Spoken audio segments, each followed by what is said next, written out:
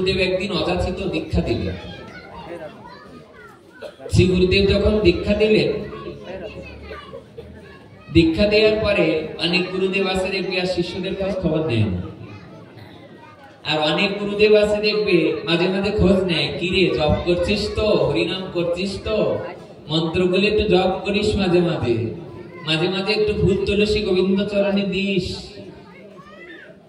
কানে দেয় ফিস ফিস, মাঝে মাসে চান্দা দিস। এরকমটা না।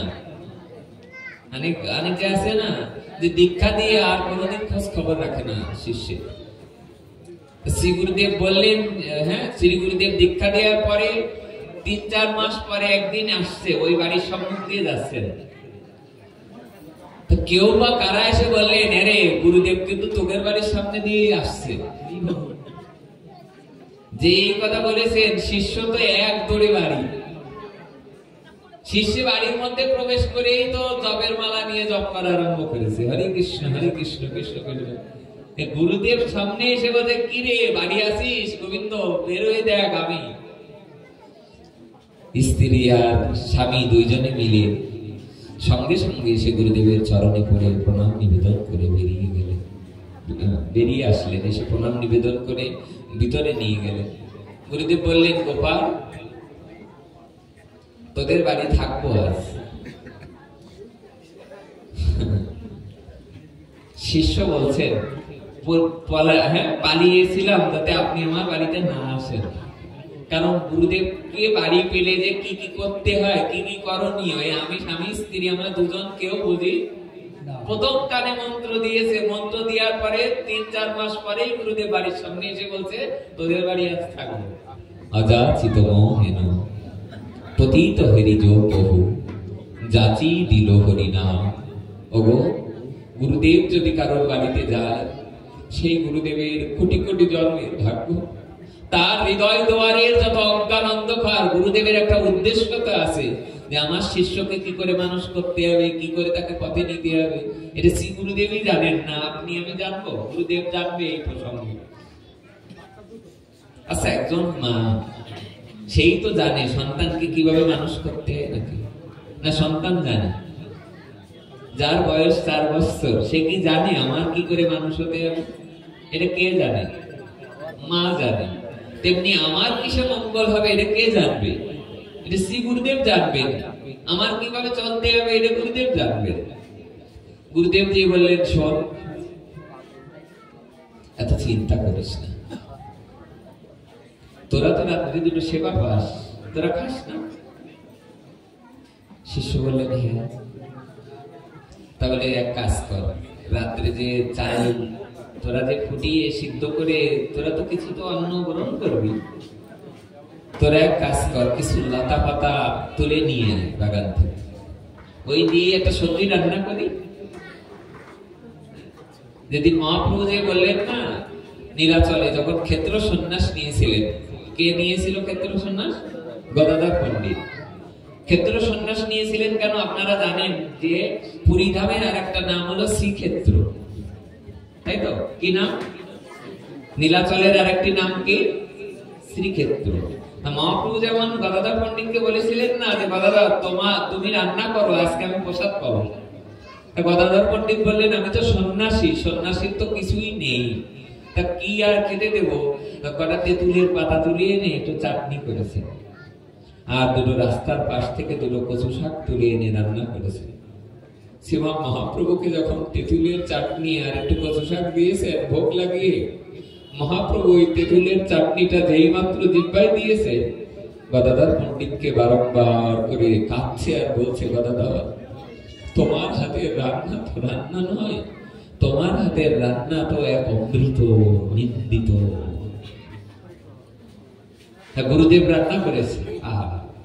শিষ্যের বাড়ি এসে গুরুদেব রান্না করেছে। কি কি রান্না করেছে? বলে, গোপাল তো গরিব মানুষ, কি কি রান্না করেছে? বলে, লতা পাতা দিয়ে একটা সবজি আর দুটো চাল ফুটিয়ে দুটো অন্ন রান্না করে কাকে ভোগ লাগিয়েছে? গোবিন্দকে ভোগ লাগিয়ে প্রসাদ নিবেদন করে সন্ধ্যায় একটু কীর্তন হয়েছে, রাত্রে প্রসাদ পেয়ে সবাই বিশ্রামে গিয়েছে। সকালবেলায় গোপাল উঠেই মনে মনে ভাবছে, যা গুরুদেব গেলেই তো বাঁচি, বলো রাধে রাধে। কারণ গুরুদেবকে কিভাবে আর দেবে কি, তার তো ঘরে কিছু নেই। এটা কি কোনো মিথ্যা সংবাদ নয়, আমাদের শাস্ত্রীয় সিদ্ধান্ত, আমাদের গ্রন্থাদির একটা সিদ্ধান্ত। গোপাল সকালবেলা উঠে বললেন, গুরুদেব কি সেবা করানো যায়, কি এখন করব? বললেন আজকেও তোদের বাড়ি থাকবো। তো বললেন তা আমি কি খেতে দেবো? বলে কালকের মতো, আজকে আরো দিনের বেলায় যা কিছু শাকলতা পাতা, কিছু সবজি, কিছু কচু শাক তুলে নিয়ে আবার রান্না করলেন, আবার ভোগ লাগালেন। বিকাল বেলায় বলছে, শোন আমার একটা নিবেদন। গুরুদেব কি নিবেদন? আমি যে গোপাল সাথে করে নিয়ে এসছি, গোবিন্দকে সাথে করে নিয়ে এসছি যে বিগ্রহটা, এই বিগ্রহটা তোর বাড়ি রেখে আমি চতুর্মাস্য ব্রতে বৃন্দাবনের বিভিন্ন অংশে বেড়াতে যাব, তীর্থে দর্শন করতে যাব। কারণ চতুর্মাস্য ব্রতে বিভিন্ন মন্দিরে মন্দিরে বিভিন্ন তীর্থে তীর্থে থাকবো, তো তাহলে গোপালকে তো আমি এই সময় সেবা দিতে পারবো না। কারণ চতুর্মাস্য ব্রতের মধ্যে একটা ব্রত হলো কার্তিক ব্রত। তাহলে চাতুর্মাস্য ব্রত যেদিন বিশ্রাম হয় ওই দিনই তো কার্তিক ব্রত বিশ্রাম হয়। আগের 3 মাস ওর সাথে কার্তিক ব্রত, তাহলে 4 মাস। এই 4 মাস তো আমি গোপালের সেবা দিতে পারবো না। এই 4 মাস গোপাল, তোর কাছে আমার একটা অনুরোধ, তুই একমাত্র পারবি এই গোপালকে সেবা দিতে। আমি কি করে গোপাল সেবা দেবো গুরুদেব? বলে দেখ, তুই যা খাস তাই রন্ধন করে তুই গোপালকে ভোগ দিয়ে, তাই সেই ভোগ তুই আর তোর স্ত্রী বলো রাধে রাধে। গুনগুন করে বলো না রাধারানীর নাম। রাধারানীর নাম যারা একবার উচ্চারণ করবে তার আর চিন্তা করার কোনো অবকাশ নেই। গোবিন্দ দেখবে দামোদর মাসে যে দামোদর অষ্টকম গাওয়া হয়, তার শেষ শ্লোকে, বিশ্রাম শ্লোকে বলছে, নম রাধিকাই তদীয় প্রিয়াই। চলো আমরা রাধারানীকে একটা প্রণাম করি। এখানে গোস্বামী বলছে, সনাতন গোস্বামী বলছে রাধারানীকে প্রণাম করার কি দরকার? গোবিন্দ যেন বললেন, শোনো, এ জগতে আমাকে যে পূজা করে, গোবিন্দ বলছে যে গোবিন্দ পূজা করে এ জগতে তার সম্মান বৃদ্ধি পায়। দেখবে যে গোবিন্দ ভজন করে, সকাল সন্ধ্যায় তুলসী জল ফুল দেয়, যে গোবিন্দের গুণকীর্তন করে, গোবিন্দের পাঠ করে, কীর্তন করে, তার সুনাম বৃদ্ধি পায়। পাই কিনা? গোবিন্দ বলছেন যে যে আমার পূজা করে এ জগতে সে বিদিত হয়, পূজিত হয়, আর যে আমার রাধারানীর পূজা করে আমি তাকে পূজা করি। আমার যে পূজা করে যে সে জগতে সম্মানিত হয়, আর যে রাধারানীর পূজা করে আমি তার পূজা করি। বলো এমন করুণা কি হলো মা? ওই দিন রাত্রিবেলা মিটিং এ 2 জন, কে কে? গোপাল আর গোপালের স্ত্রী, 2 জনে মিলে মিটিং করছে। শোনো, আমাদের যদি ছেলে মেয়ে হয়নি, আজকে যদি একটা বাচ্চা হতো সে তো আর না খেয়ে থাকতো না। মনে করো না আমাদের এই বিগ্রহটাই আমাদের সত্তা। চলো আমরা বাড়ির পিছনে যে 3 কাঠা 4 কাঠা জমি আছে, এটা একটু গ্রামবাসীদের কারোর বাড়ির থেকে কটা পানের চুইয়ের পর, পানের পর, এটা বলে যে পান গাছ আছে না, পানের পর চেয়ে এনে আমরা লাগিয়ে দিই। পরের দিন সকালে গুরুদেব কয় মাসের জন্য গেছে? 4 মাস। পরের দিন সকালে কার বাড়ি থেকে 2-4 পর চেয়ে নিয়ে এসে এনে ঘরের পিছনে বড় দরদ দিয়ে লাগাচ্ছে, চোখের জল, একটাই করুণা দৃষ্টি। গুরুদেব এই কয়টা যদি পান হয় তাই বিক্রি করেই কিন্তু গোপালের সেবা দেব, এই আশীর্বাদটুকু গুরুদেব তো, এই আশীর্বাদটুকু যেন হয়। সত্যি যদি পঙ্কুং লঙ্ঘয়তে গিরিম যৎ কৃপা তমহং বন্দে পরমানন্দ মাধব, যদি ভগবানের কৃপা হয় পঙ্গু ব্যক্তিও পাহাড় লঙ্ঘন করতে পারে। আমরা গিরিরাজ পরিক্রমা করছি, কয় কিলোমিটার গিরিরাজ? 21 কিলোমিটার। আমরা কত দূরে দূরে রাত 3:30টার সময় উঠে কত দূরে দূরে দৌড়াচ্ছি যে তাড়াতাড়ি যেন পরিক্রমা করতে পারি। যখন সকাল 8টা বাজে আমরা হাঁটতে হাঁটতে দেখি একজন বাবা, একজন মা আর একজন সন্তান, 3 জনে ওই দণ্ড পরিক্রমা করছে। মানে এরকম এতটুকু জায়গা পরিমাণ শয়ন করে একটা পাথর ওখানে রাখবে, আবার প্রণাম করায় যাবে, আবার ওর পরে আর অতটুকু আবার পরিক্রমা করবে, এইভাবে দণ্ড পরিক্রমা। আমি ওনার কাছে জিজ্ঞাসা করলাম, ওরা তো বাংলা বোঝে না, বোঝবাসী তো, তাই বললাম যে মাইয়া এ কন হে, এ কন হে? আমি তো ভালো হিন্দি জানি না, তা আমি একা গেছি বাংলাদেশ থেকে। তবে মা আমাকে বলছে এ মেরা প্রতি হে, আর পিছনে এ কন হে? बोले मेरा एकमात्र बेटा। तब बोला आप ये तीन है, आपका परिवार से तीन ही है? तो बोले ये मेरा परिवार में हमारा पति, मैं और मैं पुत्र है। तो बोला तीन जन परिवारे तीन जन दंड परिक्रमा करছো, তা কয়দিন? এতে একদিনেই পরিক্রমা সম্পন্ন হবে না, কারণ গিরিরাজ পরিক্রমা আমরা যদি পায়ে হেঁটে পরিক্রমা করি তা আমাদের 6 ঘন্টা বা 5 ঘন্টা লাগে।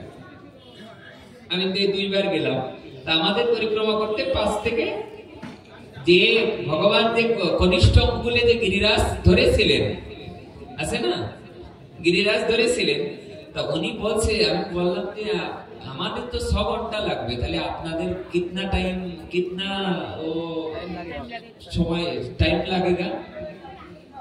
তা আমাকে বলছে যে আমরা এই 2 মাস, 2 মাহিনা বলে যে 2 মাস আমরা পরিক্রমা করছি, এখন একটা পরিক্রমা মানে একবার গিরিরাজ পরিক্রমা।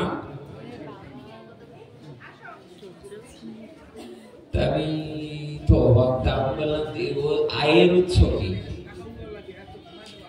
ওদের আয়ের উৎস কি? কি বললো জানো? বলে পরিক্রমা শেষে যখন পরিক্রমা, আজকে যতটুকু যেতে পারলাম, এই দণ্ড পরিক্রমা সারাদিনই আর কতটুকুই বা যাওয়া যায়, সারাদিনই এক এক দণ্ড করছে, আর ওই পাথরগুলো রাখছে, আবার আর একবার শুয়ে পড়ছে, যতদূর যাবে হাত ততদূর পর্যন্ত আরেকবার, আবার যখন আপনার হাত যে পর্যন্ত যায় দিয়ে শয়ন করে আবার আরেকবার, এইভাবে বাবা মা পুত্র 3 জনে দিচ্ছে। তাই বলো আপনাদের ইনকামের উৎস কি? তা বলো ইনকামের উৎস হলো প্রতিদিন সন্ধ্যার সময়, যখন সন্ধ্যা নেমে আসে, সন্ধ্যার পরে আমরা আর পরিক্রমা করি না, এই সন্ধ্যার সময় আনোর গ্রামে যে কোনো এক ব্রজবাসী মায়ের কাছে যে ভিক্ষাং দেই, এই বলার সাথে সাথে আমাদের 4-5টা রুটি দেয়, সেই রুটি খেয়েই আমাদের জীবন অতিবাহিত হয়। আরেকটু এগিয়ে যেয়ে দেখি একজনের এই কোমরের অংশের নিচেতে নেই, শুধুমাত্র আমরা যেমন এই দেখুন দড়াটা নাই, বা বিভিন্ন বড় বড় শহরের মধ্যে অনেক ভিক্ষুকদেরকে রেখে যায় মালিক, কিছু মালিক পক্ষ ওদের হাত কেটে নেয়, পা কেটে নেয়, ওদেরকে রেখে যায় ভিক্ষার জন্য। ওদের ওই থালার সামনে 10-20 টাকা 50 টাকা যা হয় মালিক পক্ষ নিয়ে নেয়, আছে না? এরকম পায়ের অংশ নাই, সে যার এই নিচের অংশ নাই, সে দণ্ড পরিক্রমা করছে, গিরিরাজ পরিক্রমা দিচ্ছে।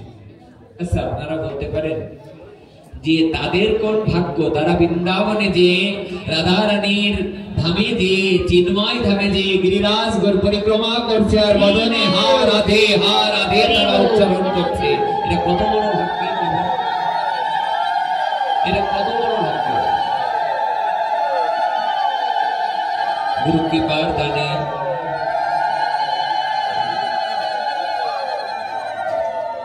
গুরু কৃপার দানে 2-10 দিন যেতে না যেতেই পর থেকে কয়েকটা পান গজিয়ে গেছে। 2-10টা করে পান বিক্রি করে বাজারে, পান কটা বিক্রি করে যে যা 2 টাকা হয় বাজার করে এনে কিসের সেবা হয়? গোপালের সেবা। দিব্যি ভালো চলছে সংসার। 1 মাস যেতে না যেতে ডালাই করে পান কেটে নিয়ে আসে বাজারে। গুরু কৃপাহি কে বলো, কে বলো মন্ত্রমূলক গুরু বাক্য। যেই মাত্র গুরু কৃপায় আর গুরুদেবের আশীর্বাদ, গুরুদেব করাচ্ছেন, অযাচিত মহেন পতিত হেরি জো প্রভু যাচি দিল হরি না। এখন ডালাই করে পান নিয়ে যায়, আরো 2 মাস যেতে যেতে ডালা এত ভারী হয়ে যাচ্ছে, কারণ এত পরিমাণ পান হয়েছে, একা তুলতে পারে না, আরেকজনকে বলে আমার মাথায় একটু তুলে দাও না। প্রায় 4 মাস পূর্তি হবে, 4 মাস পূর্তি আর 2-4 দিন বাকি।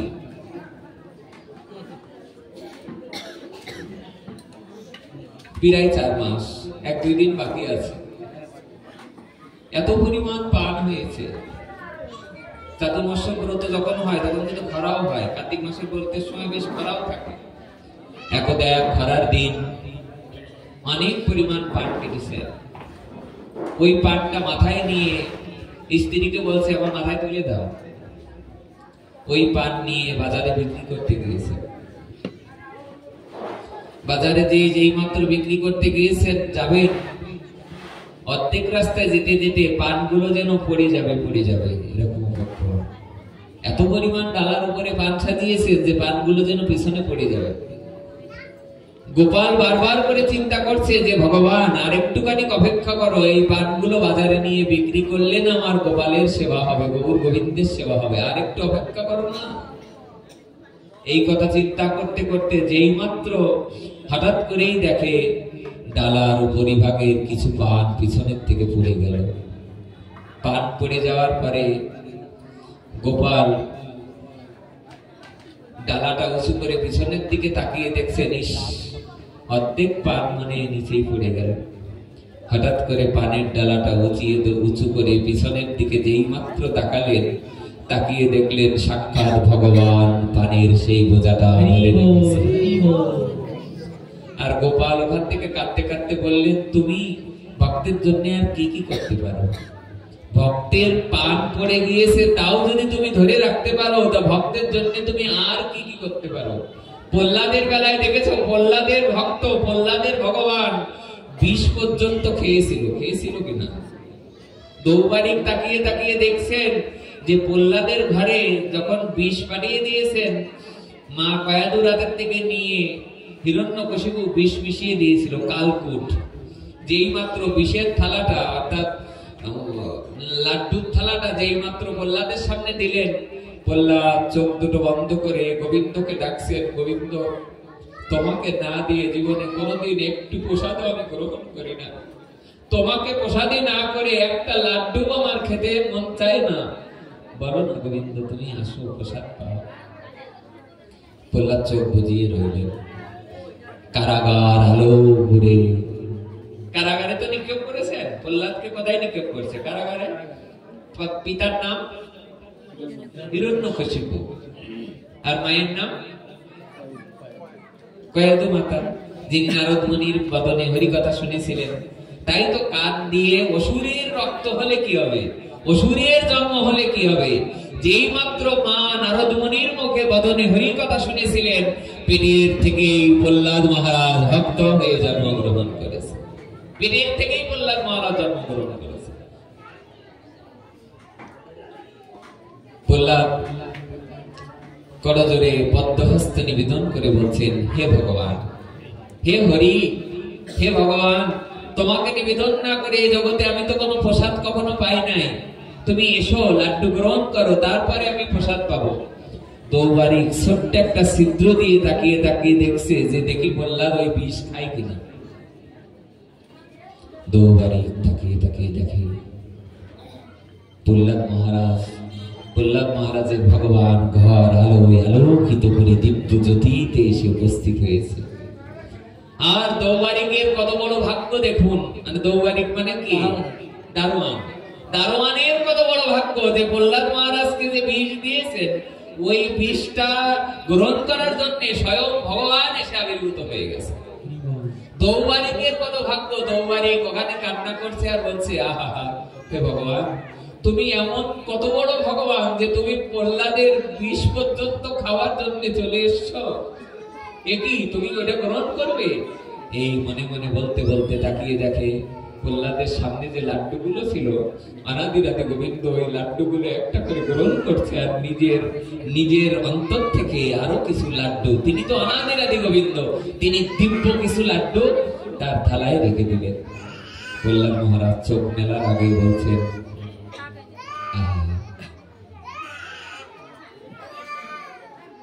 কাছে বাইরে নিয়ে যাও না।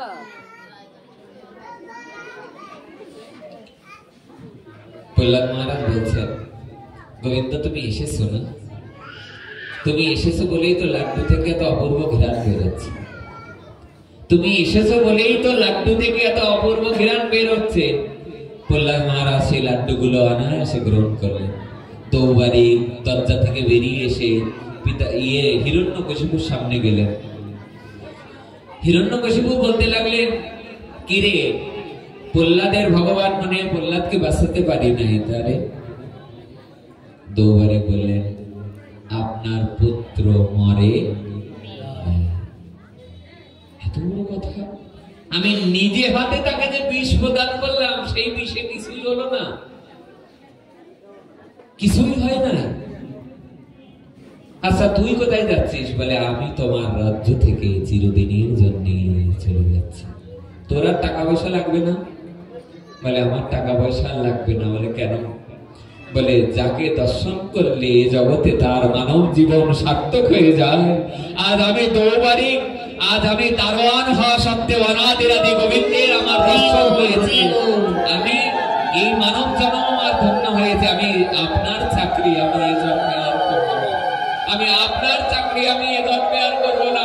আমি যার চাকরি করলে গোবিন্দ মেনে, আমি প্রহ্লাদের কাছ থেকে এটুকুই শিখলাম, ভক্তের ভগবান, ভগবান ভক্তকে রক্ষা করবার জন্য যে নিজে বিষ খেতে পারে, সেই বিষ খাওয়া ভগবানের চরণেই আমি আত্মনিবেদন করব। এ জীবনে আর কোনোদিন আমি আপনার সেবা করব না, আমি ভগবানের সেবা করব। সেই অনাদিরাদি গোবিন্দ কি করলেন? গুরু কৃপার দানে গোবিন্দ সেই যে ডালার থেকে যে পানগুলো পড়ে যেতে লাগলো, সেই পানগুলো উঁচু করে ধরে রাখলেন ভগবান।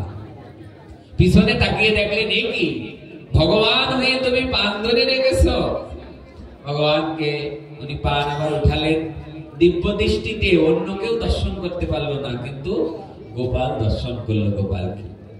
গুরু কৃপার দ্বারা উনি দেখলেন, বাজারে বিক্রি করলেন, আজকে অনেক টাকা লাভ হয়েছে। অনেক টাকা বিক্রি হয়েছে কেন? বলে, ভগবানের স্পর্শ হয়েছে। তো এত পরিমাণ বিক্রি হয়েছে, বাজারের থেকে আরো হাড়ি কড়াই, আরো চাল ডাল, আরো তরি তরকারি কিনে এনে বাজার ভরে ফেলেছেন। একাদশীর দিন, তোমরা জানো চাতুর্মাস্য ব্রত কি দিনে শেষ হয়? উত্থান একাদশী দিয়ে বিশ্রাম হয় কিনা? উত্থান একাদশীর দিনে রাত্রিবেলা গুরুদেব এসে হাজির। গোপাল, গোপাল দরজা খোল, দেখ তোর গুরুদেব এসছে। কানে আসার সাথে সাথে ভয় কিন্তু একটা, কি কি বলো মা? গোপাল নিয়ে যাবে। স্ত্রী সঙ্গে সঙ্গে স্বামীকে বলছে, এত রাতে গুরুদেব কেন? গোপাল স্ত্রীকে কাঁদতে কাঁদতে বলছে, দেখো গোপাল নিয়ে যায় যাক, তবু গুরুদেবের জন্যই তো আজ এত পর্যন্ত আমরা আসতে পেরেছি। যদি গুরুদেব না থাকতো আজ আমরা প্রসাদভোগী হতে পারতাম না। যদি গুরুদেব না থাকতো আজ আমাদের এই উন্নতি। গুরুদেব কিছু বললেন না। দরজা খোল, গুরুদেবকে চরণ জল করিয়ে, গুরুদেবকে মালা তিলক দিয়ে, মালা গলে মালা মাল্যদান করে ভিতরে নিয়ে গেলেন, ধূপ দ্বীপ দেখালেন, গুরুদেবকে বসালেন। গুরুদেব বললেন, কি রে ভোল পাল্টে ফেলেছিস কদিনের মধ্যে? গুরুদেব, সব আপনার কৃপা। বলে, শোন, কাল পারণের দিন আমি নিজে হাতে রন্ধন করবো। হ্যাঁ, সবজি আছে তো। গুরুদেবকে বলছে, কাল গোপালের জন্য যে কত আয়োজন করেছি, গতকাল বলছে না গোবিন্দ দর্শন হয়েছে। গতকালকে যে বাজারে যে পান নিয়ে গেছিলাম, অনেক টাকা বিক্রি করে এত এত সবজি নিয়েছি, আপনি রান্না করুন। পরের দিন সকালবেলায় পারণের দিন শ্রী গুরুদেব অনেক পদ রান্না করলেন। রন্ধন করে অনেক পদ আদি রান্না করে নিজে ভোগ লাগাচ্ছেন আর হাও হাও করে কাঁদছেন। মানে শিষ্যের মঙ্গল দেখলে গুরুদেবের আনন্দ লাগে। শিষ্যকে বলছেন, গুরুদেব, হ্যাঁ রে, আমি কিন্তু বিকালে চলে যাব। সুর কি? বুঝতে পারছে যে যাওয়ার সময় গোপালটা নিয়ে। দুপুর বেলায় কিছু ভক্তবৃন্দরা প্রসাদ পেয়েছে, বাড়িতে কীর্তন হয়েছে, আনন্দ হয়েছে। বিকাল বেলায় শ্রী গুরুদেব বলছেন, তাহলে এবার গোপালটা দে, আমি চলে যাই। আর কি, যেই মাত্র গোপাল চাইলেন, সঙ্গে সঙ্গে গোপাল এসে কি করলেন? গোপাল আর গোপালের স্ত্রী দুজন দুজনকে জড়িয়ে ধরে ভীষণ কাঁদতে লাগলেন। ছেলে মেয়ে তো নেই, গুরুদেব রেখে যাওয়া গোপালকে রেখে গেছিল, এই গোপালকেই তো বুকে আগলে রেখে আজ 4 মাস সেবা দিচ্ছি। ভীষণ ক্রন্দন করতে লাগলেন। স্ত্রী আশার ফিরে ফিরে বলতে লাগলেন, চলেই যদি যাবে তাহলে এসেছিলে কেন? চোখের জল মুছে গোপালকে কোলে করে নিয়ে গুরুদেবের হাতে দিলেন গোপালকে। যেই মাত্র গোপালকে গুরুদেবের হাতে দিলেন, গুরুদেব হাতে করে দেখে অনেক ভার। আসলে গুরুদেবের কাছে গোপাল যেতে চাচ্ছে না। যখন গুরুদেব কি করলেন, গোপালকে হাতে করে নিয়ে ধীরে ধীরে ধীরে ধীরে বাড়ি ছেড়ে চলে গেলেন। যেই মাত্র চলে গেলেন, গোপাল আর গোপালের স্ত্রী ঘরের দুয়ারে যে বিলাপ করে করে কাঁদতে লাগলেন, চলেই যদি যাবে তাহলে এসেছিলে কেন? কোথায় আর সন্ধ্যা আরতি? সন্ধ্যার সময় আর কাকেই বা আরতি দেখাবে? সন্ধ্যায় আর আরতিও নয়, রাত্রে আর রান্না বান্নাও নয়, রাত্রে না খেয়ে রয়েছেন। রাত 2-3টের সময় ধীরে ধীরে ধীরে ধীরে ওনারা ঘরে রয়েছেন। হঠাৎ করে দরজায় টোকা। কে টোকা দিচ্ছে দরজায়? শ্রী গুরুদেব এসে টোকা দিচ্ছেন। গোপাল। স্ত্রী বলছে, কি ব্যাপার? এই রাত্রে গুরুদেবের কণ্ঠ।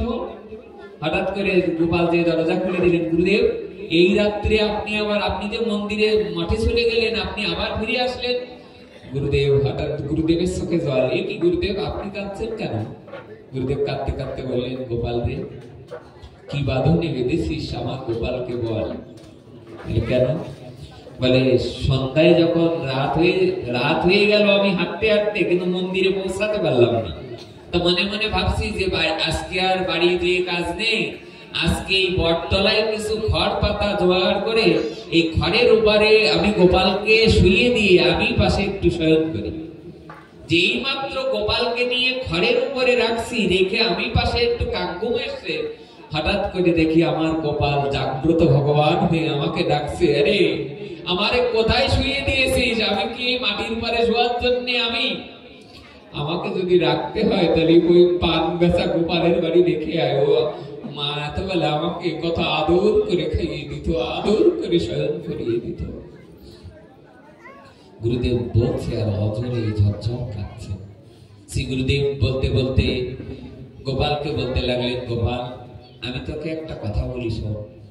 এই জগতে তুই পাল্টে দিলি, উলট পালট করে দিলি সব। গুরুদেব শিষ্যকে গোবিন্দ দর্শন করায়, আর শিষ্য আমাকে গোবিন্দ দর্শন করিয়েছে। আমার জন্যই তোর গোবিন্দ দর্শন হওয়ার কথা, আজ তোর জন্যে আমার গোবিন্দ দর্শন হয়েছে। গোপালকে বুকে জড়িয়ে ধরে গোপালকে বলতে লাগলেন, গোপাল পৃথিবী যতদিন থাকবে তুই অক্ষত হয়ে থাকবি। এই জগৎ সংসারে তোকে সবাই পান বিক্রি করেই তো তোর গোবিন্দ দর্শন হয়েছে। আজ হইতে তোর নাম হবে পানু গোপাল। দেখো শ্রী গুরুদেবের করুণা যদি হয় তাহলে গোপালের গোপাল দর্শন হয়, ভগবান দর্শন। প্রেমসে বলো কোন একটা শ্লোক বলতে বলতে আমরা এই জায়গায় এসেছিলাম। নিখিল শ্রুতি মৌলি রত্নমালা দুতি নিরাজিত পাদ পঙ্কজান্ত ওই মুক্ত কুলই রূপাস্যমানং পরিতস্তাং হরিনাম সংশ্রয়ামি। জয় নামধেয় মুনি বৃন্দগেয় জনরঞ্জনায় পরমক্ষরাকৃতে তমনাদরাদপি মনাগোদৃতম নিখিল প্রতাপ পটলিম বিলম্পসি। যদা বাসুবুদ্ধন কবলিত ভবদ্ভন্ত বিভব দিশং তত্তন্ধা। কি সুন্দর একটা কথা। গোস্বামীগণ বলছেন, অন্ধ ব্যক্তিও যদি হরিনাম করে, কি ব্যক্তি? অন্ধ। এরকম কথা আমরা আগে শুনেছি কিনা জানি না। গোস্বামীগণ বলছে, অন্ধও যদি হরিনাম করে তার কি লাভ হবে? তত্তন্ধা, যদি তত্ত্বজ্ঞান না জানে, অন্ধ কেউ সেও যদি হরিনাম জপ করে, যশং নমে পাবন মঙ্গ কর্ম ইস্তুদ্ভব লীলা অবতারিপসিত জন্ম বাসদ বদ্ধং গিরং তং বিব্রয়ন নদীর। যদা ভাসবুদ্ধান লীলা অবতারিপসিত জন্ম যদা ভাসবুদ্ধান কপলিত ভবদ্বান্তপি ভবদিশং তত্তন্ধানামপি দিশতি ভক্তি প্রণয়িনীম জনস্তস্য দত্তং জগতে ভগবান নাম তরণে কীর্তিতে নির্বক্তুং ক ইহ মহিমানাং প্রভবতি যদ্ব্রহ্ম সাক্ষাৎ কীর্তিনিষ্ঠ অপি বিনাশো মায়াতি বিনন ভগৈ অপৈতীনাম স্ফুরণং তত্ত্ব প্রারব্ধ কর্মেতি বিরৌতি বেদ। খুব একটা কথা মনে পড়ছিল, যেদিন সেন শিবানন্দ কুকুরটা আগে পৌঁছে গেছিল নীলাচলে, সেদিন সেন শিবানন্দ সহ উড়িয়া ভক্ত না, এখানে মহাপ্রভুর গণ ছিলেন, মহাপ্রভুর ভক্তরা ছিলেন। নীলাচলের ভক্ত যত মহাপ্রভুর গণ, আর নবদ্বীপের ভক্ত যত মহাপ্রভুর ভক্ত, আর বৃন্দাবনবাসী যত মহাপ্রভুর কি তিনটে কথা দেখবে বৈষ্ণব বন্দনায় উল্লেখ আছে। বৃন্দাবনবাসী যত রাধারানী না, ইউটিউবে যাচ্ছে পরে ধরবে না ভক্তরা, ভুল বললে তো ধরবে না। এটা যদি শাস্ত্রে না থাকে, যদি পানগোপালের কথাটা না থাকে, তাহলে ভক্তরা আমাকে ধরবে না। তিনটে কথা লেখা আছে, একটা হলো বৃন্দাবনবাসী যত, এত গাও তো তোমরা প্রতিদিন, আমাকে তো বলে দাও না। মহাপ্রভুর ভক্ত হলো যারা নবদ্বীপবাসী, আর যারা নীলাচলবাসী তারা হলো মহাপ্রভুর গণ। আমি সাধুদের কাছে অনেকবার জিজ্ঞাসা করেছি, তার মধ্যে শ্রী বিল্বমঙ্গল কৃষ্ণদাস দাদাদের কাছে একবার জিজ্ঞাসা করেছিলাম, বললাম দাদা আপনি আমাকে একটু বলে দিন না যে গৌড়ে যারা যায়, গৌড় থেকে যারা নীলাচলে যায়, তারা মহাপ্রভুর গণ কেন? আমাকে বললেন যে আর ব্রজবাসী যত বৈষ্ণব হ্যাঁ, ব্রজবাসী যত, বৃন্দাবনবাসী যত বৈষ্ণবেরও গণ, নীলাচলবাসী যত মহাপ্রভুর, আর নবদ্বীপবাসী যত মহাপ্রভুর ভক্ত। তাই বললাম যে নীলাচলবাসীরা মহাপ্রভুর গণ কেন? উনি আমাকে বলেছিলেন যে মহাপ্রভুর গণ মানে মহাপ্রভু যারা পার্শ্বদ, যারা মহাপ্রভুর একেবারে নিতান্তই একান্ত পরিকর।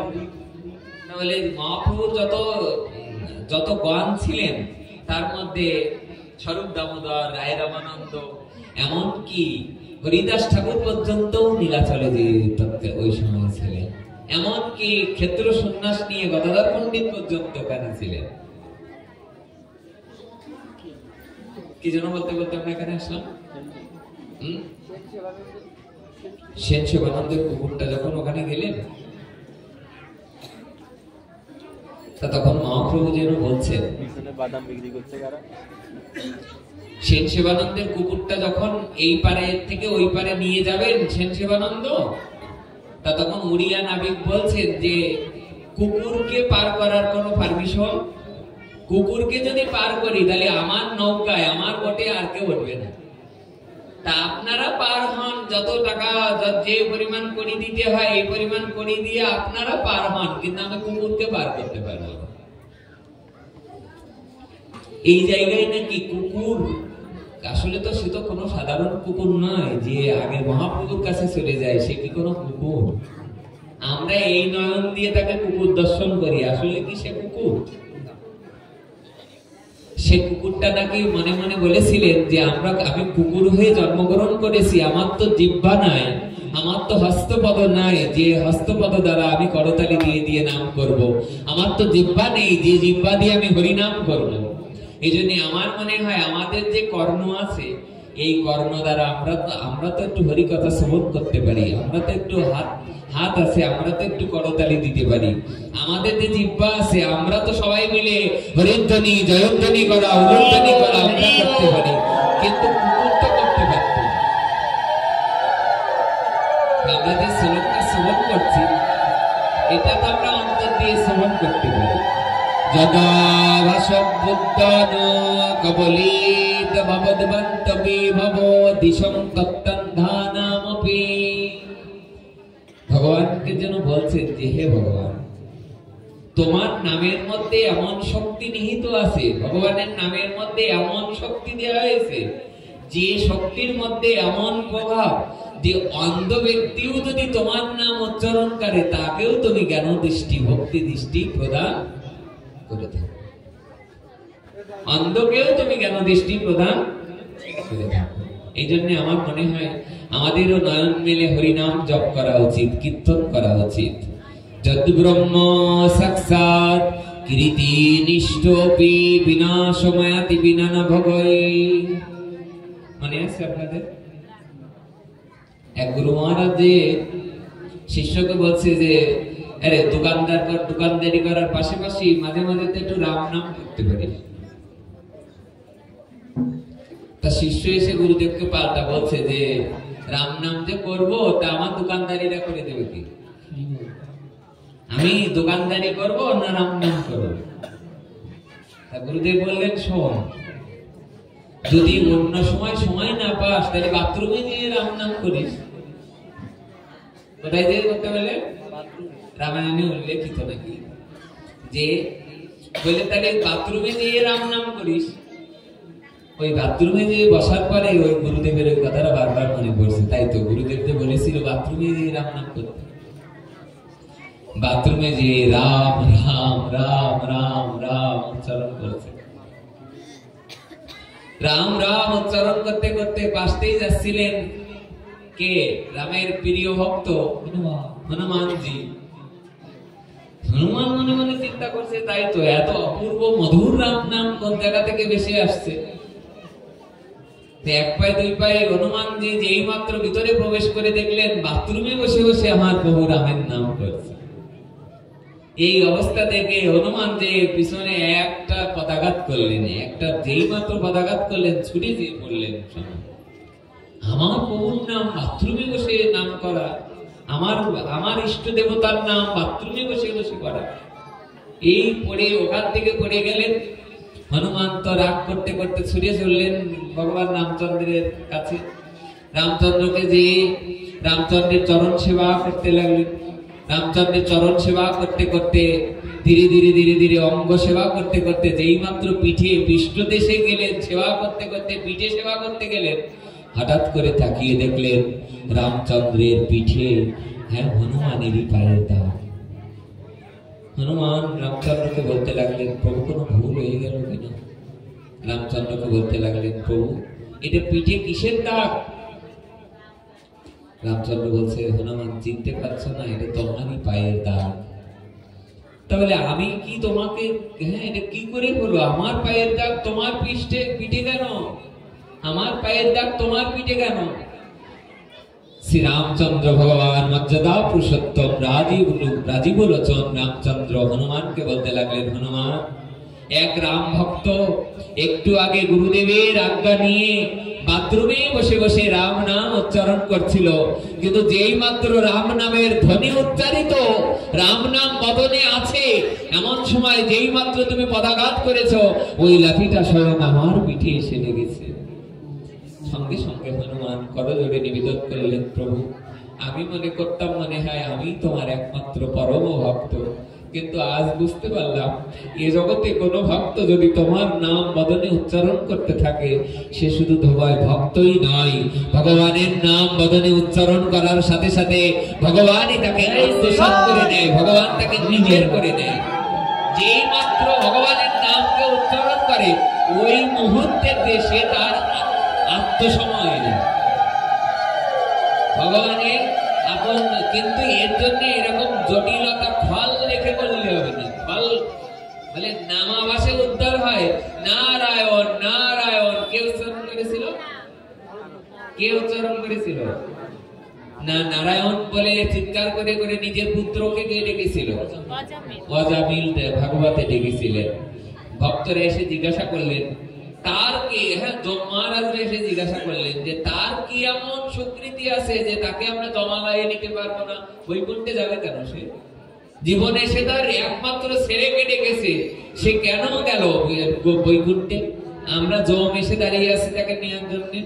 ভগবান বললেন সে মৃত্যুর সময় যখন নাম উচ্চারণ করেছে তাই তাকে বৈকুণ্ঠে নিয়ে যাওয়া হচ্ছে। বলে মৃত্যুর সময় তো নিজের পুত্রের নাম উচ্চারণ করেছে। ভগবান বলে কেনাপি উপায়েন মন কৃষ্ণ নিষেবায়ত, যে কোনো উপায়ে যদি গোবিন্দ নাম উচ্চারণ করে সে অবশ্যই তার গতি লাভ, যে কোনো মূল্যে যে কোনো উপায়ে। তত্ত্বাধানামপি, যদি অন্ধ ব্যক্তিও নাম উচ্চারণ করে তাকেও তুমি করুণা করতে দ্বিধা করো না হে ভগবান। শুধু কি তাই, তমন আদরাদপি মনাগুদিরিত, বলে শুধু কি তাই, পটলিম বিলুপ্পসি। বলে কি অপূর্ব কথা বললেন আমাদের উপগোস্বামী পাদ। বললেন শুধু কি তাই, কোন অন্ধ ব্যক্তি যদি জিহ্বা অগ্রে একবার তোমার নাম অবহেলা করে উচ্চারণ করে তাকেও কোটি জন্মের পাপ থেকে দূরীভূত করে দেবে। কিন্তু তার মতো হতে হবে অজামিল, যেমন মনের অজান্তে হরিনাম করেছেন, একে বলা হয় নামাভাস। এখানে বহুমাত বলেছেন আমাদের যে জয়পতাকা স্বামী মহারাজের শ্রী গুরুদেব, উনি নামাভাস সম্পর্কে হরিনামামৃত সংকলন সিন্ধু গ্রন্থে উল্লেখ করেছেন। নামাভাস কাকে বলে? বলেছেন অপরাধ শূন্য হয়ে একমাত্র অন্তিম মনে করে সারা জীবন পাপের শরীর, কিন্তু একমাত্র অবলম্বন মনে করে যে আশ্রয় নিলাম সঙ্গে সঙ্গে ভগবান আপনার করে দিল। সারা জীবন নাম করেননি কিন্তু নাম আভাস। এটা কেমন? বলে নাম আভাসটা হলো যে একমাত্র অবলম্বন মনে করে অপরাধ শূন্য হয়ে একবার ডেকে উঠেছে, একে নাম আভাস বলা হয়। কয়বার? একবার নামাভ্যাসে পাপ দোষ যাবে, দ্বিতীয়বার নাম লইতেই গোবিন্দ চরণ পাবে। একবার নামাভ্যাসে পাপ দোষ যাবে, ওগো একবার নাম নিলে অতীত কালের সব পাপ দূর হয়ে যাবে। এরকমটা না, নাম অপরাধ হলো আমাদের 10টা। এই নাম অপরাধের মধ্যে একটা অপরাধ পড়ে দেখবেন, ওখানে লেখা আছে এমন যে নাম অপরাধটা এমন যে কেউ যদি মনে মনে চিন্তা করে যাক নাম বলে পাপ করা, যে একবার হরি নামে যত পাপ হরে পাতকের সাধ্য নেই তত পাপ করে, এই লেখা আছে। 1000টা পাপ করে এসে হরে কৃষ্ণ,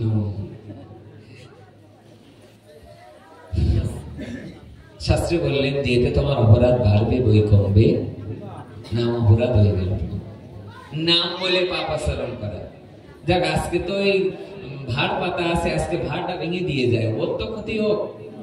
ভাড়টা ভেঙে দিয়ে বললেন হরে কৃষ্ণ, কারণ পাপ করার হরি নামে একবার করলে তো আর পাপ হবে না আমার, এরকমটা না। এই জন্য আমাদের একেবারে শুদ্ধ মনে শুদ্ধ চিত্তে হরিনাম সংকীর্তনে আমাদের এগিয়ে যেতে হবে। একেবারে যদা ভাসুপুত্তন কবলিত ভবদ্বান্ত বিভব দিশং তত্তন্ধানামপি। অন্ধ ব্যক্তিও যদি হরিনাম করে অবশ্যই তার পরম কল্যাণ হবে, পরম গতি হবে এবং সে তার সঙ্গে তদাত্মতা বিরক্ত হয়ে যাবে। হরিনাম জপ করতে করতে এমন স্তরে চলে যাবে সে গুরুদেবের সাথে তদাত্মতা হয়ে যাবে, ভগবানের সাথে তদাত্মতা হয়ে যাবে। অচ্যুতানন্দ ছিলেন অদ্বৈত ঠাকুরের শিষ্য, অদ্বৈত ঠাকুরের পুত্র। আপনারা জানেন এই মাসে কিন্তু অদ্বৈত ঠাকুরের আবির্ভাব তিথি, তাই তো? মানে 22শে মাঘ না, 22শে মাঘ মানে হলো বিষ্ণুপ্রিয়ার আবির্ভাব তিথি কয় তারিখে? 4 তারিখে। 4 তারিখে? 4 কি? 4 ফেব্রুয়ারি। 4 ফেব্রুয়ারি আর 20 হলো না, 3 ফেব্রুয়ারি হলো বিষ্ণুপ্রিয়ার আবির্ভাব তিথি। 20 তারিখ মাঘের। তার কয়দিন পরে পড়ছে? অদ্বৈত সপ্তমী 2 দিন পরে। আপনারা জানেন গৌরানা ঠাকুর কে? মহাপ্রভুকে কে নিয়ে এসেছেন? এই অদ্বৈত ঠাকুরের এই দুটো কথা বলেই আমরা পাঠ বিশ্রামের দিকে যাব।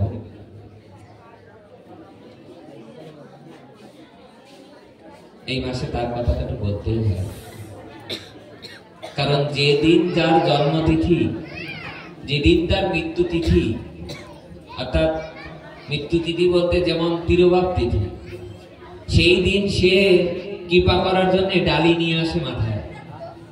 যেদিন রাধারানীর জন্মাষ্টমী, রাধাষ্টমী থাকে, কৃষ্ণের জন্মাষ্টমী থাকে, রামনবমী থাকে। আচ্ছা, যেদিন রামচন্দ্রের রামনবমী হবে, রামচন্দ্রের অভিষেক হবে, সেই দিন কি কার নাম করা উচিত? একটু রাম রাম কথা বলা উচিত কিনা? যেদিন নিত্যানন্দ ত্রয়োদশী থাকে, সেদিন কি নিতাই চাঁদের একটু কথা বলা উচিত কিনা? যে মাসে আমার সাক্ষাৎ মহাপ্রভুর আবির্ভাব তিথি, সেই মাসে একটু মহাপ্রভুর কথা দুটো বলা উচিত কিনা? প্রেমসে বলো রাধে রাধে। বলিয়ে রাধা রানী কে, রাধা রানী কে। এই মাসে অদ্বৈত ঠাকুরের শুভ আবির্ভাব তিথি। তো অদ্বৈত ঠাকুরের বড় পুত্রের নাম ছিল অচ্যুতানন্দ। জানেন অচ্যুতানন্দ, আপনারা সকলেই জানেন যে মা অদ্বৈত ঠাকুরের মাতা ছিলেন কমলক্ষ, অর্থাৎ কমলক্ষর মাতা ছিলেন কি? অদ্বৈত ঠাকুরের মায়ের নাম কি ছিল? নাভাদেবী। আর অদ্বৈত ঠাকুরের পিতার নাম কি ছিল?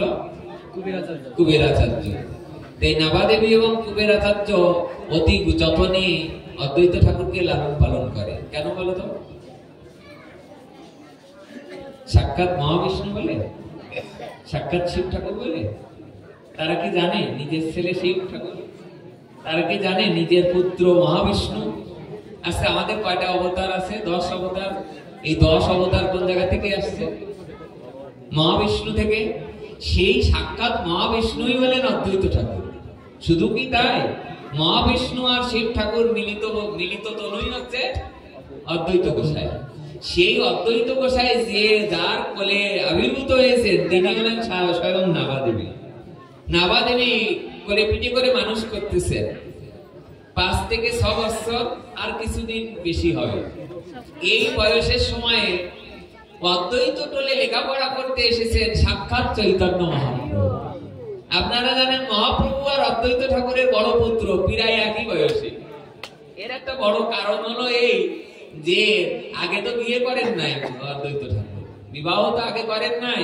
এইটা অদ্বৈত ঠাকুরের শ্রী গুরুদেব আশীর্বাদ করেছিলেন মাধবেন্দ্রপুরী, যখন খিস্সুরা গোপীনাথের কথা আপনারা জানেন যে সেই খিস্সুরি করেছিল মাধবেন্দ্রপুরীবাদের জন্য। সেই খিস্সুরা গোপীনাথ সেই মাধবেন্দ্রপুরীর জন্য খিরচুরি করে রেখেছিলেন ভগবান। তার জন্য নীলাচলে যে দেখে এসো, এখনো মাধবেন্দ্রপুরীর সেই খিরচুরা গোপীনাথ এখনো প্রসিদ্ধ ভগবান। সেই মাধবেন্দ্রপুরীবাদ আশীর্বাদ করেছিলেন কমলক্ষকে, কমলক্ষ তুমি বিয়ে করো, তোমার ঘরে তোমার অনেক পুত্রের জন্ম হবে, যে পুত্ররা গৌরবাণী নিতাই বাণী প্রচার করে জগৎবাসীর কল্যাণ হয়ে নিয়ে আসবে। অপূর্ব কথা, অপূর্ব কথা। যেই মাত্র অদ্বৈত ঠাকুরের এই কানে এই কর্ণে গেল, গুরুদেব বললেন, গুরুকৃপার জানে গুরুদেব বললেন, শোনো, তুমি সন্ন্যাস নিও না, তুমি বিবাহ করো, তোমার ঘরে অনেক পুত্রের জন্ম হবে যারা নিতাই গৌরের বাণী প্রচার করবে। তা সেই গুরু কৃপার জানে 2 বিবাহ, একজনের নাম শ্রীদেবী আর একজনের নাম সীতা ঠাকুরানী। 2 বিবাহ হলো, প্রথম পুত্রের জন্ম হয়েছে। এদিকে আবার নবদ্বীপে শ্রীমান চৈতন্য মহাপ্রভুর আবির্ভাব হয়েছে। শশীকলার ন্যায় দুজনে বড় হচ্ছেন।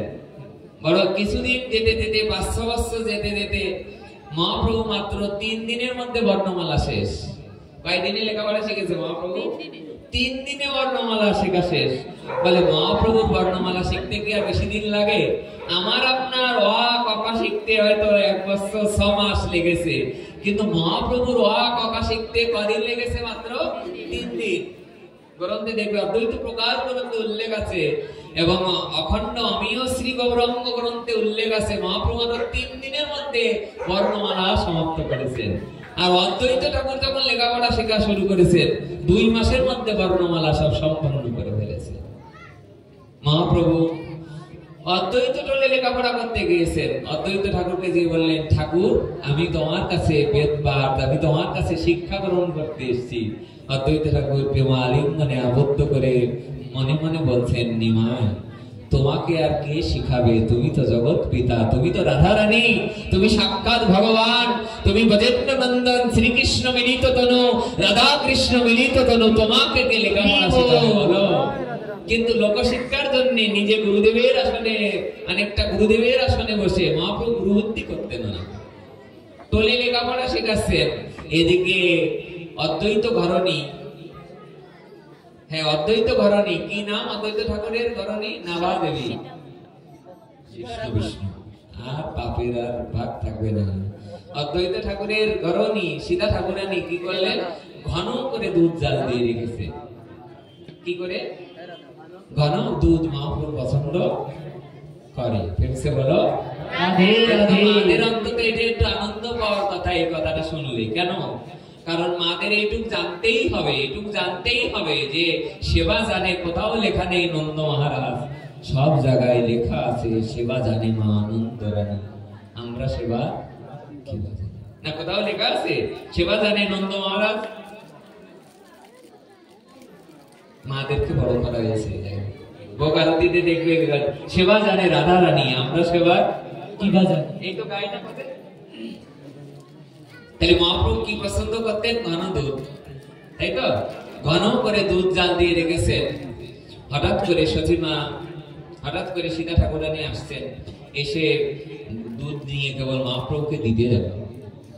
হাড়িটা যেই মাত্র উঁচু করেছেন, মেটে হাড়ি, তখনকার সময় মেটে হাড়ির প্রচলন ছিল, এটা স্বাস্থ্যকর। মাটির পাত্র মানুষের রোগ ব্যাধি নির্মূলে অনেক কাজে লাগে। কলার পাতা আমরা বাদ দিয়ে দিয়েছি অনেক জায়গা থেকে, কিন্তু যে কলার পাতায় প্রসাদ পায় তার অনেক রোগ ব্যাধি নির্মূল হয়ে যায়। যে মাটির পাত্রে রান্না করে যে ভোগ লাগায় তার ওই প্রসাদ যে পাবে তার পরম মঙ্গল হবে, পরম কল্যাণ হবে। মাটির পাত্রগুলো আমাদের অবশ্যই গ্রহণ করা উচিত। কলা পাত্রগুলো, পদ্ম পাত্রগুলো আমাদের গ্রহণ করা উচিত। আমরা এখন ওয়ান টাইম প্লেট ব্যবহার করছি, আমার মনে হয় না এতে কোনো মঙ্গল হয়। এই ওয়ান টাইম প্লেট গুলো শরীরের অত্যন্তিক ক্ষতি করে।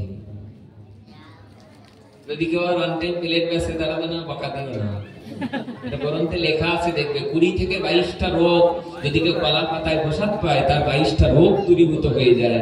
আমি সাধুর মুখে শুনেছি 20 থেকে 22টা রোগ নয়, কলা পাতায় যদি ভগবানকে ভোগ লাগানো কোনো প্রসাদ, কোনো ভক্ত প্রসাদ পেতে পারে, এই প্রসাদে যদি শুদ্ধ করে কোনো প্রসাদ সে পেতে পারে, শুদ্ধ প্রসাদ, যেমন জগন্নাথ নামের প্রসাদ যেমন করুণা টয়টম্বর থাকে, এই প্রসাদ যদি কলা পাত্রে আপনি পেতে পারেন, আপনার অনন্ত জন্মের পাপ শুধু নয়, একেবারে রোগ ব্যাধির থেকে দূর হয়ে আপনি সুস্থও থাকবেন। এত করুণা। দুধ ঢালতে গেলে যে দেখলেন দুধ তো নেই, হাড়ি তো ফাঁকা। মা এসে সঙ্গে সঙ্গে মহাপ্রভুকে বলতে লাগলেন, হ্যাঁ রে, তোর জন্য দুধ রাখলাম, দুধ কোথায় গেল? এর নিশ্চয় আমার বড় পুত্রের কাজ। অদ্বৈত ঠাকুর পুত্রে তখন মহাপ্রভুর সমসাময়িক বয়স। মহাপ্রভুর যে বয়স, ওনারও প্রায় কাছাকাছি বয়স। তোমার সুধানন্দেরও খিদে পেয়ে গেছে, ও তো দুধ, উনি তো দুধ ঢেলে উনি নিজেই সেবা করেছেন। মা যে বলতে লাগলেন, কি রে, এই নিমাইয়ের রাখা দুধ কে খেয়েছে? চৈতন্য মহাপ্রভু কিন্তু উনার ছেলে পুত্র নয়, অচ্যুতানন্দ তার পুত্র, অথচ ভালোবাসাটা কার দিকে বেশি? মহাপ্রভুর দিকে। এখানে কি শেখানো হচ্ছে? বলে এখানে কি শাস্ত্রীয় সিদ্ধান্ত এই যে আমরাও বাড়িতে যদি দুধ জাল দিই, আগে ভগবানের উদ্দেশ্যে দুধ জাল দাও, সেই দুধটা নিয়ে তোমার পুত্রকে আর দান করো।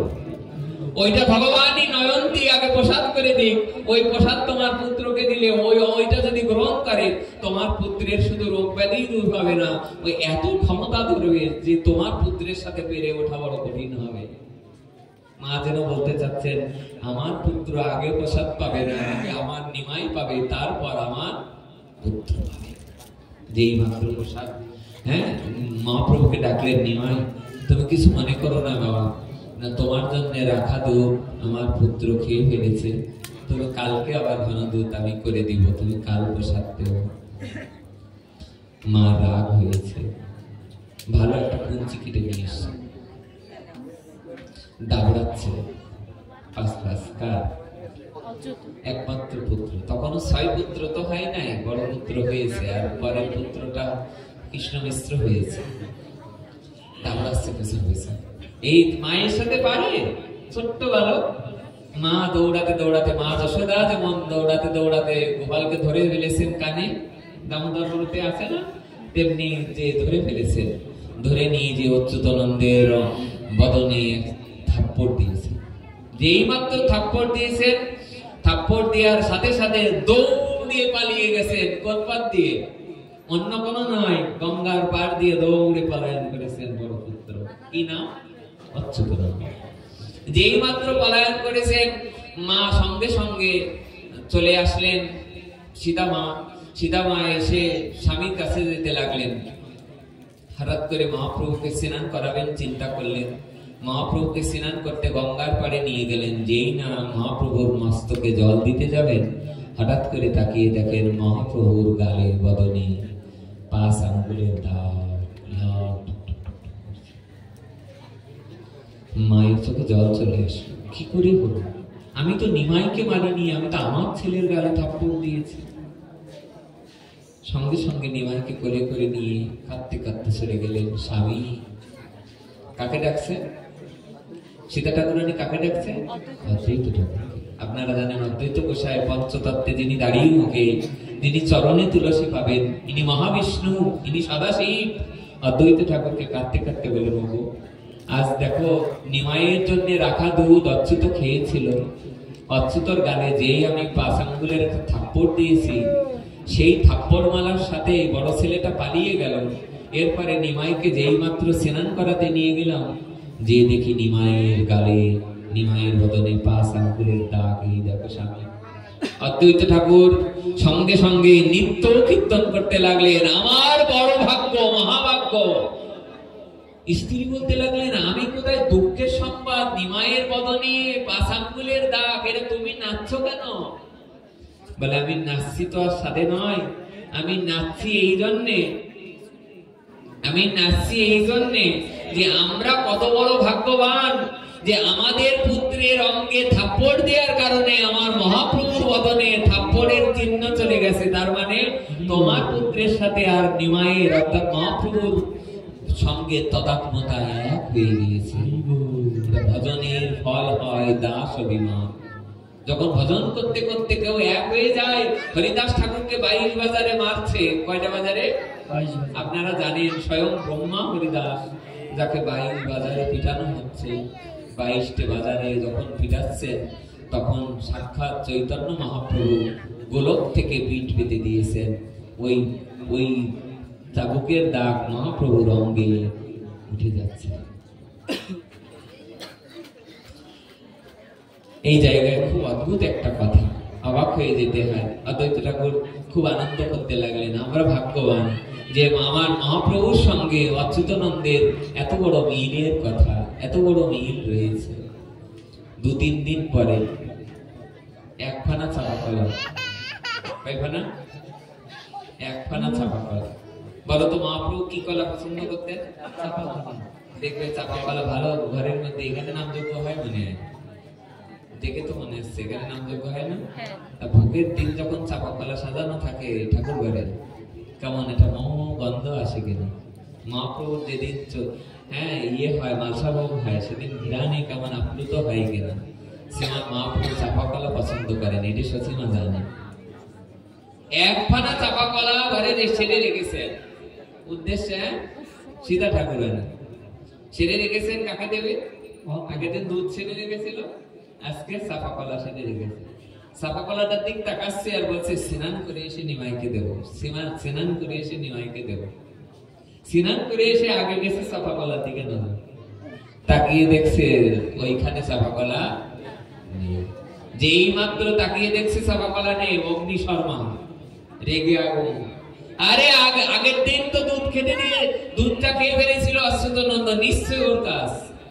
মা দৌড়াতে দৌড়াতে যে কানে ধরলেন, কিরে আগের দিন দুধ খেয়ে ফেললি, আজ আবার চাপা কলা?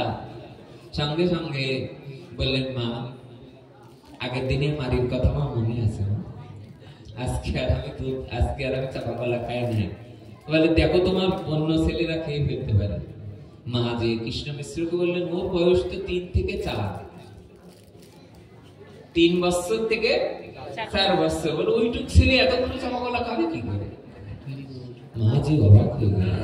কৃষ্ণ মিশ্র, অদ্বৈত ঠাকুরের দ্বিতীয় পুত্রের নাম কৃষ্ণ মিশ্র। বাবা তুমি চাপা কলা খেয়েছ? হ্যাঁ তো। এতগুলো চাপা কলা খেয়ে ফেললি? তাহলে আমি তো খাইনি, এটা মহাপ্রভু খেয়েছে।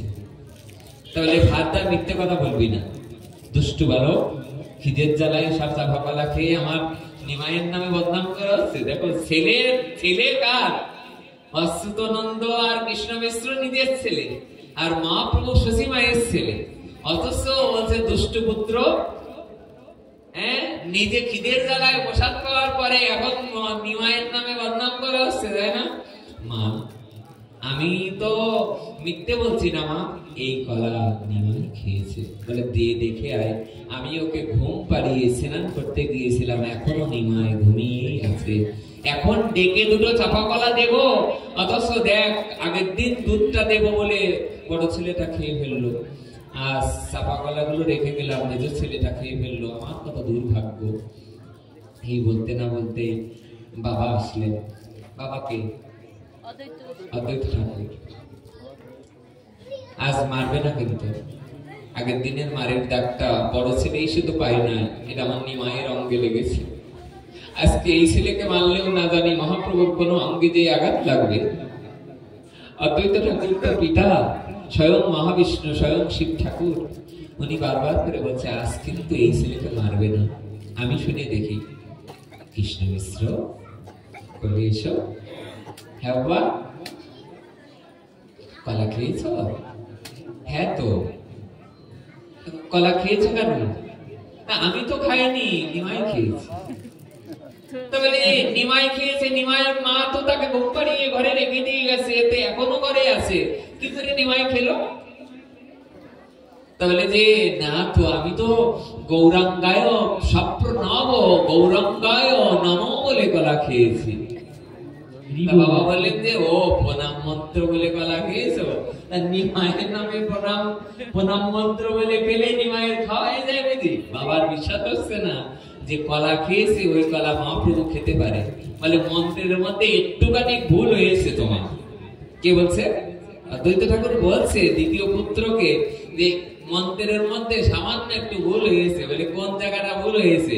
বলে সপ্রণব গোবিন্দায় নমো বলে কলা খেলে তোমার মন্ত্রটা সঠিক থাকে। তাহলে ও বাবা তুমি জানো না? কে বলছে? 3 বছরের ছোট্ট ছেলেটা যখন বাবাকে শিক্ষা দিচ্ছে, বাবা আর কেউ নয়, আর যিনি সত্য যুগের জগৎ পিতা ছিলেন নারায়ণ, সেই নারায়ণ রূপী আর সদাশিব দুইজনের অবতার একত্রিত অদ্বৈত গোসাইকে 3 বছরের ছেলেটা বলছে বাবা তুমি জানো না, নিমাইকে যদি প্রণাম করা হয় বিশ্ব ব্রহ্মাণ্ডের সবাইকেই প্রণাম করা হয়। যেই গৌর সেই কৃষ্ণ সেই জগন্নাথ, বাসুদেব ঘোষ বলে করজোড় হাত, যেই গৌর সেই কৃষ্ণ। বাসুদেব ঘোষে পদে লিখছেন, মহাপ্রভু দাঁড়িয়ে আছে নীলাচলে, বাসুদেব ঘোষ যে পিছনে বলে জগন্নাথ জগন্নাথ। মহাপ্রভু বলছে ও জগন্নাথকে ডাকছো, ভালোই হয়েছে। বলে না তোমাকে ডাকছি। গাঁটি বলতেছে, সবাই গাও আমাদের সাথে, আমরা এটি বলে বিশ্রাম রাখছি, সবাই গাও। বাসুদেব ঘোষ বলে করজোড় হাত, বাসুদেব ঘোষ করে করজোড় হাত, যেই গৌর সেই কৃষ্ণ সেই জগন্নাথ, যেই গৌর সেই কৃষ্ণ সেই জগন্নাথ, সেই গৌর যেই গৌর সেই কৃষ্ণ সেই জগন্নাথ, যেই গৌর সেই কৃষ্ণ সেই জগন্নাথ। ভিন্ন নয় ভিন্ন নয় ভিন্ন নয় ভিন্ন নয় ভিন্ন নয় ভিন্ন নয় ভিন্ন নয় লতাল বিহারী বৃন্দাবতী হরি ভিন্ন নয় ভিন্ন নয় লতাল বিহারী প্রিয় বিহারী ভিন্ন নয় ভিন্ন নয়। এই গৌর সেই কৃষ্ণ সেই জগন্নাথ, যেই গৌর সেই কৃষ্ণ সেই জগন্নাথ। সখীর দুলাল জগৎ সখীর দুলাল দশরথ দুলাল ভিন্ন নয় ভিন্ন নয় সখীর দুলাল দশরথ দুলাল ভিন্ন নয় ভিন্ন নয়। ভিন্ন নয় ভিন্ন নয় ভিন্ন নয় ভিন্ন নয় ভিন্ন নয় ভিন্ন নয় ভিন্ন নয় ভিন্ন নয়। এই গৌর সেই কৃষ্ণ সেই জগন্নাথ, যেই গৌর সেই কিছুদিন দিক তাকিয়ে বলছে যে ও জগন্নাথকে ডাকছো, নিশ্চয়ই জগন্নাথকে ডাকছো। বলে না, তোমাকেই তো জগন্নাথ বললাম। তাহলে আমাকে জগন্নাথ বলবে কেন, আমি তো নিমাই। তখন বললেন যে আমি আর বুঝতে বাকি নেই যে তুমি গৌরাঙ্গ মহাপ্রভু, তুমি কৃষ্ণ, তুমি জগন্নাথ।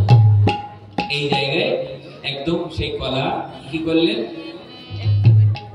বললেন যে সপ্রণব গৌরাঙ্গায় নম বলে কলা না খেয়ে কৃষ্ণায় নম বলে কলা খাওয়া ঠিক ছিল।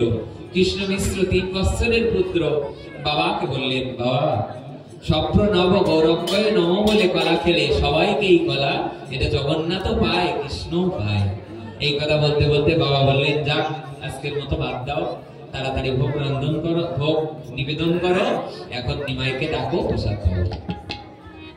প্রসাদ নিবেদন করতে গেলেন মা প্রসাদ নিবেদন করে ডাকতে গেলেন, কাকে? মহাপ্রভুকে ডাকতে গেলেন। নিমাই বাবা ঘুম থেকে ওঠো। মহাপ্রভুর ঘুম ভাঙিয়ে দিতে গেলেন। মহাপ্রভুকে যেই মাত্র ডাকছেন, নিমাই ওঠো বাবা ওঠো, মায়ের ডাকে মহাপ্রভু উঠে গেলেন। যেই মাত্র উঠলেন, সঙ্গে সঙ্গে মহাপ্রভু এক উদ্গার তুললেন। মা বলতে লাগলেন, নিমাই তাড়াতাড়ি প্রসাদ পাবে, চলো বাবা। বললেন, না মা, আমি প্রসাদ পাবো না। বলে কেন? বলে আমাকে স্বপ্নের ঘরে কে কলা খাইয়ে দিয়ে। যেই মাত্র বললেন স্বপ্নের ঘরে, তখন কে কলা খাইয়ে দিল? সঙ্গে সঙ্গে উদ্গার, উদ্গার শব্দের অর্থ ঠেকু, বৈষ্ণবীয় ভাষায় বলে উদ্গার। যেই মাত্র উদ্গার তুললেন, সঙ্গে সঙ্গে ঘরটা ঘ্রাণে ঘ্রাণে আমোদ, চাপা কলার ঘ্রাণে আমোদিত হয়ে গেল। সঙ্গে সঙ্গে মা যে জড়িয়ে ধরলেন, কাকে? কৃষ্ণ মিশ্রকে জড়িয়ে ধরলেন। বাবার মা যে বলে, এখন মহাপ্রভুকে জড়িয়ে না ধরে কৃষ্ণ মিশ্রকে জড়িয়ে ধরলেন কেন? তাহলে ধরলেন এই জন্যে, এমন পুত্র গর্ভে জন্মগ্রহণ করা, এমন পুত্র গর্ভে ধরা কোটি কোটি জন্মের ভাগ্যের ফসল। যে যার যে কলা খেলে মহাপ্রভুর কলা খাওয়াই যায়, যার বড় পুত্র দুধ পান করলে থাপ্পড় দিলে সেই থাপ্পড়ের দাগ মহাপ্রভুর বদনে উঠে যায়, এমন পুত্র পাওয়া ধন্যাতি ধন্য হয়ে যায়। আমি মাদেরকে উদ্দেশ্য করে একটাই কথা বলবো, এর 2 দিন আগে যে বিষ্ণুপ্রিয়ার শুভ আবির্ভাব তিথি, এই দিনে অবশ্যই আপনারা এই তিথিগুলো অন্তত কিছুটা পালন করবেন, এটা আমার একটা প্রার্থনা নিকটে সবার সাথে। কারণ 14 বৎসরের বিষ্ণুপ্রিয়া যেদিন 4টের সময় স্নান করে আসছেন, মাঘ মাসের ঠান্ডা, মা এসে সচিমা এসে বললেন, বৌমা ভিজে কাপড়ে জপ করার দরকার নেই, কাপড়টা পাল্টে হরিনাম করো। বিষ্ণুপ্রিয়া কাঁদতে কাঁদতে মাকে বলেছিলেন, মা মাঘ মাসের ঠান্ডায়ও আমি এই ভিজে কাপড়েই জপ করবো। মা ভেবে দেখেছেন, কালকে সকালে ভোরবেলায় উঠে 4টের সময় স্নান করে ভিজে কাপড়ে 10 মিনিট জপ করে দেখবেন। আমি 2-3 দিন সকালে 6টার সময়টাই ভিজে কাপড়ে এসে 2-1 মিনিট জপ করার চেষ্টা করে। আমি ছেলেটাকে বলছি, আমার ভাই আমাকে কি তাকিয়ে বলছে, বলেন? তা বললাম যে বিষ্ণুপ্রিয়া দেবী কি করে পারতেন? 14 বছর বয়স। কয় বছর? 14 বছর। ভোর 4টে থেকে নাম জপ শুরু করতেন, ভিজে কাপড়ে নাম জপ, হরে কৃষ্ণ কৃষ্ণ কৃষ্ণ হরে হরে। থরথর করে কাঁপছেন আর নাম জপ করছেন। সতীমা জানলার ফাঁক দিয়ে তাকিয়ে দেখে বিষ্ণুপ্রিয়া ভিজে কাপড়ে নাম জপ করছে। এসে মুখখানি কোলের মধ্যে নিয়ে কাঁদতে কাঁদতে বললেন, সতীমা বলছে, বৌমা আমার এ জগতে আর দ্বিতীয় কেউ রইবে না। আমার একমাত্র পুত্র,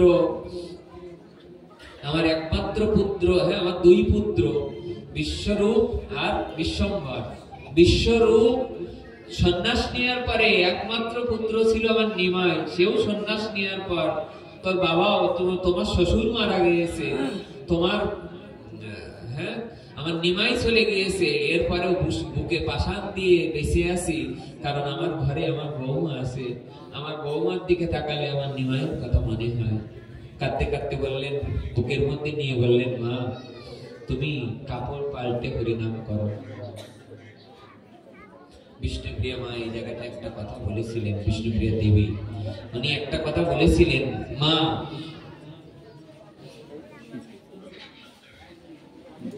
আমি জগৎবাসীকে একটা কথা জানাতে চাই, মা আমি সাক্ষাৎ গৌরঙ্গ ঘরণী।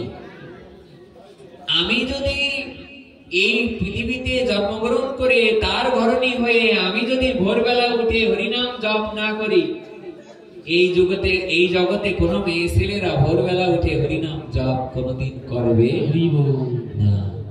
তাই আমাকে তুমি নিষেধ করো না মা, আমি যে কটা দিন বাঁচি আমি যেন এই ঠান্ডার মধ্যেও আমি যেন এক কাপড়ে, যার স্বামী সন্ন্যাস নেয় তার স্ত্রীরও সন্ন্যাস নেওয়া উচিত। যার স্বামী মাটিতে ঘুমাবে আমি আজ থেকে মাটিতে ঘুমাবো মা। আমার মুখে তো এগুলো মানায় না। আমি তো আজ 1-2 মাস খাটে উঠেছি। আগে তো বেশ কবছর মাটিতেই শয়ন করতাম, এই 1-2 মাস খাটে উঠেছি। ভালো হয়েছে না? ভালো হয়েছে।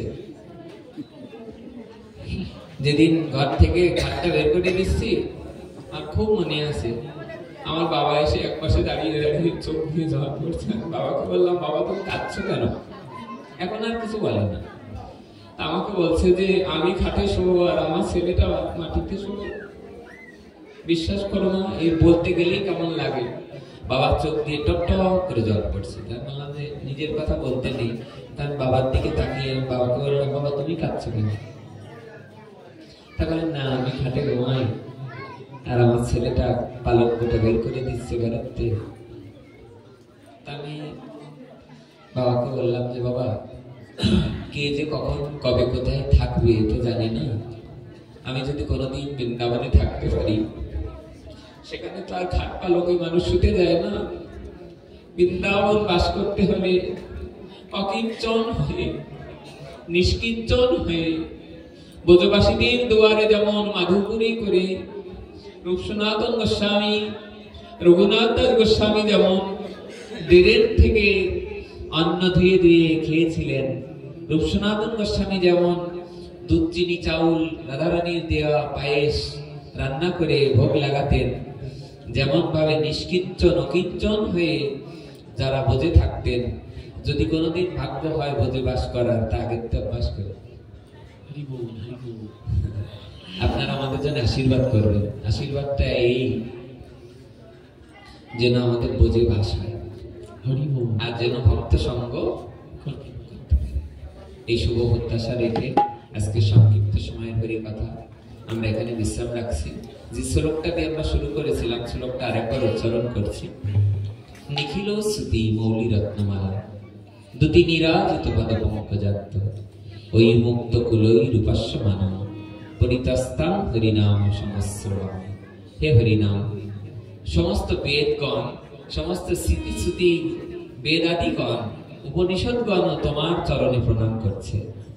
সমস্ত দেবতাগণ তোমাকে প্রণাম করছে। সমস্ত মুক্ত কুলই রূপাস্য মানব, সমস্ত মুক্ত পুরুষগণ তোমাকে প্রণাম করছে। কাকে? হরিনামকে। তাই হে হরিনাম, আমিও যেন তোমার নাম উচ্চারণ করতে পারি। কি আমরা এই প্রত্যাশা করবো কিনা? সমস্ত বেদ যাকে প্রার্থনা করছে, সমস্ত উপনিষদ যার চরণ প্রার্থনা করছে, সমস্ত গ্রন্থাদি যার চরণ প্রার্থনা করছে, হে হরিনাম আমরাও যেন তোমার চরণ প্রার্থনা করতে। নিখিল স্মৃতি মৌলি রত্নমালা দুটি নিরাজিত পদ পঙ্কজান্ত ওই মুক্ত কুলই রূপাস্য মানম পরিতস্তাং হরিনাম সংস্রবামি।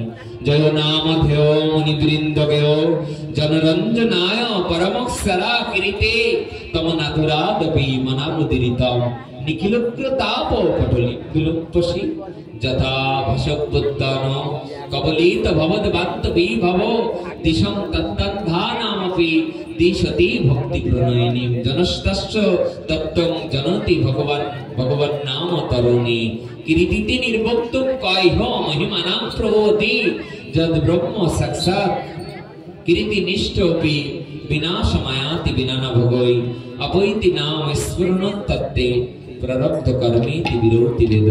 এক মাকে দেখছি এত বেলা ধরে, ওখান থেকে বোঝা যাবে না, এই নম্বরে বসলে বোঝা যায়। এই পাশে এক মাকে দেখছি, যেই মাত্র শ্লোক গুলো বলা হচ্ছে চোখ বন্ধ করে চোখের জল টপ টপ করে পড়ছে আর কার কর্ণ দিয়ে হরি কথা গুলো ভিতরে প্রবেশ করছে। হরি কথা যদি শুনতে হয় ওখান থেকে শেখো, আর আমিও যেন শিখতে পারি। কিভাবে শুনতে হবে? একেবারে কাল মনো বাক্য এক পাশে নয়নের জল পড়বে আর এক পাশ দিয়ে কর্ণ দিয়ে হৃদয়ে প্রবেশ করবে।